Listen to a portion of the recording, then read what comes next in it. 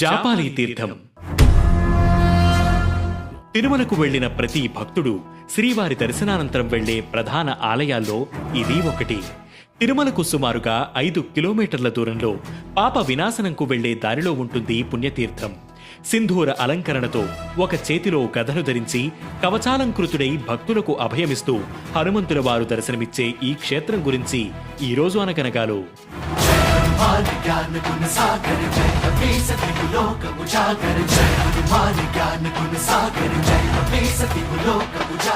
జాపాలీకి వెళ్లిన ప్రతి ఒక్కరూ కొత్త అనుభూతిని పొందుతారు. దట్టమైన అడవిలో ఏపుగా పెరిగిన వృక్ష సంపద మధ్యలో ఒక్కో మెట్టు ఎక్కుతూ వెళ్లి అంజనీపుత్రుణ్ణి దర్శించుకుంటే వెళ్లామన్న అలసట కూడా తెలియదు.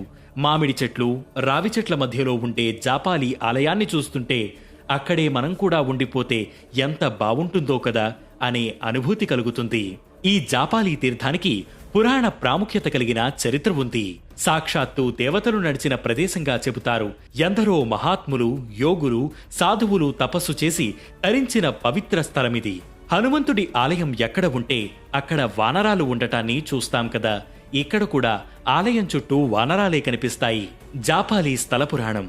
ముక్కోటి దేవతల ప్రార్థనలతో శ్రీ మహావిష్ణువు రాముని అవతారమెత్తగా రుద్రుడు అంటే శివుడు శ్రీరాముడికి దూతగా వానర రూపాన్ని దాల్చాలని నిశ్చయించుకున్నాడు.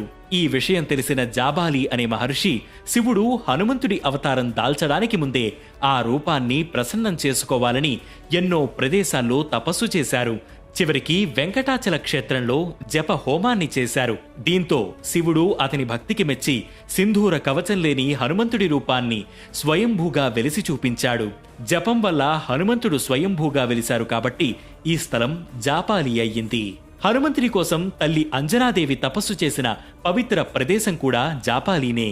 ఇక్కడికి అతి సమీపంలో ఉన్న ఆకాశగంగలో అంజనాదేవి 12 సంవత్సరాలు తపం ఆచరించి ఆంజనేయుడి అవతారంకు సంకల్పించింది.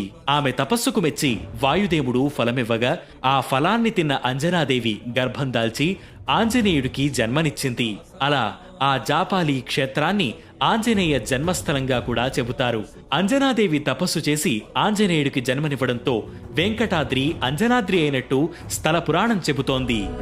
అంజనాద్రిపై సంతతి కొరకై అహోరాత్రములు తపస్సు చేసే కేసరి కుల సతి కడుపు పట్టగా జనించినాడు సమాన బలోద్ధతుడు సంయుతుడు అంజనాసుతుడు.